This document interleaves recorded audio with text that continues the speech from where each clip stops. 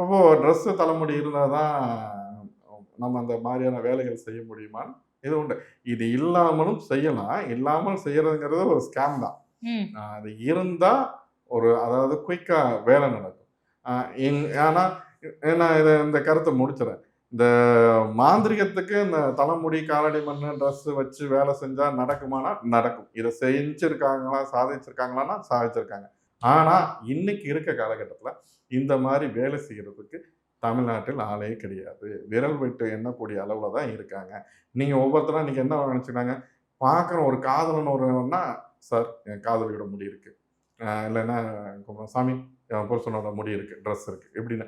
எல்லாரும் முதல்ல பழகுனோனே என்ன பண்றாங்க அப்படின்னாக்கா, அவன் முடி கிடைக்குமா?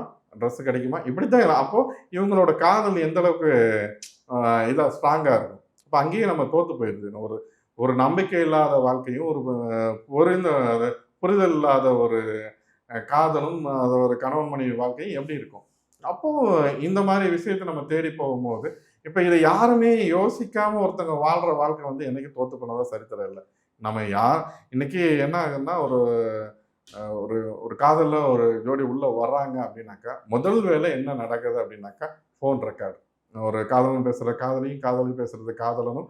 அ அப்போ இந்த காதல் வந்து நிலைக்குமா அப்படின்னாக்கா, உங்களோட காதல் அன்னைக்கே சூனியம்.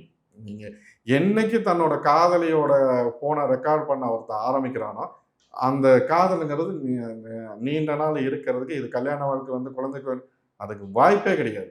அதே மாரி காதலியா இருந்தாலும் சரி, தன்னோட காதலனோட ஃபோன ரெக்கார்ட் பண்றது, அவங்க சம்மந்தப்பட்ட இத எடுத்து வச்சுக்கிறது, இப்படி ஒரு வாழ்க்கையில பயணிக்கிறவங்களோட வாழ்க்கை, காலத்துக்கும், சரித்திரத்துக்கும் இவங்கலாம் சேர்ந்து வாழ்றது தான் சரித்திரமே இருக்கு.